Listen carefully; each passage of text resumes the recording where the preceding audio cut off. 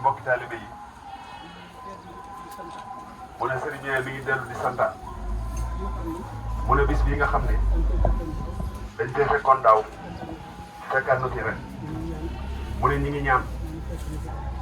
ñaan mu fekk ñu fi ay at mu ne li muy wax nag mu ne da koo bëggoon a gàttal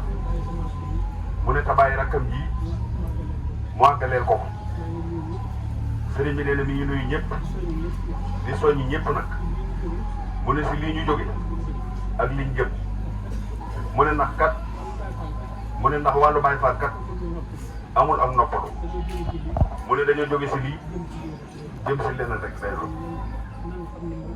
mu ne kon nañ xam ne moom mu ne ñun de moomuñu suñ bopp xamuñu suñ yëf amuñu suñ yëf mu ne lépp day sëriñ bee ko moom mu ne kon lu si waay am mu ne lu si waay am si dooleem na xam ne sëriñ bee ko moom mu ne lu waay am si ñàkkam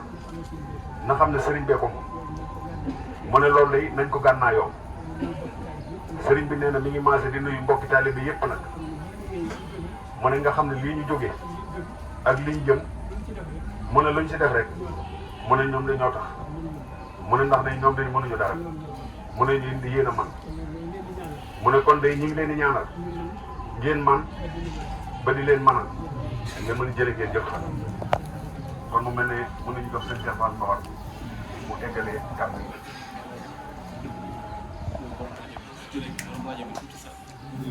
may ko dugg.